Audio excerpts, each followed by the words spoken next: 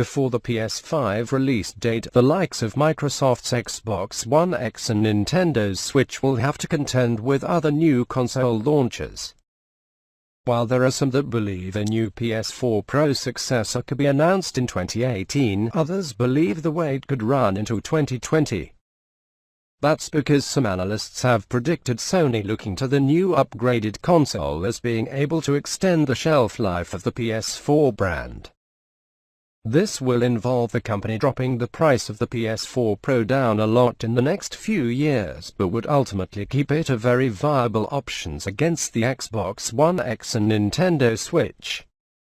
And while Sony's next console will be the biggest concern for Microsoft and Nintendo, there are other console rivals honing into view.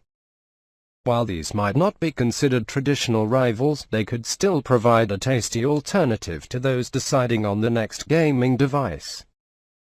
Take the Ataribox, which will be unlike the recently released SNES and NES classics. The new gaming device will be Linux-based, including an advanced micro-devices processor. What's more, it won't boast the smaller price tag of Nintendo's mini consoles, but will in fact cost around $250 to $300. That's in the same league as the PS4, Xbox One and Nintendo Switch. The other big difference is that this new Ataribox will be open to run new games, meaning it will combine classic and modern titles. The Ataribox is going to be crowdfunded via Indiegogo, which could be seen as a bit of a risk to some. However, those in charge of the project actually believe that this could prove its best move, having already got access to a big vibrant community. Fergal Mac, general manager of the Ataribox, had this to say about gaming support to VentureBeat. One of the things about Atari that I've seen and learned from being involved these last few months is its community.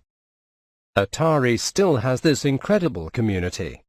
No matter who you talk to, they have an Atari story. People are so involved. Even on this trip going through customs, it was the first time a customs officer asked where I worked and I said, I work with Atari. Oh my god, I had one when I was a kid.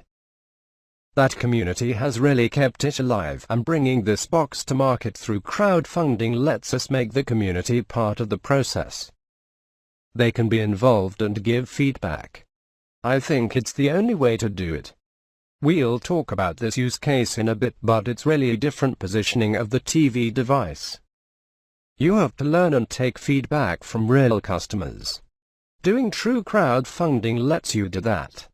That's one of the main reasons. Mac also confirmed that while they have ambitious plans for the Ataribox, they're not trying to directly compete on the same level.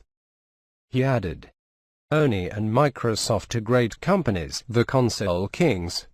It's like Pepsi and Coke. If someone gives you $1 billion and says, go make the new Coke, you can't do it.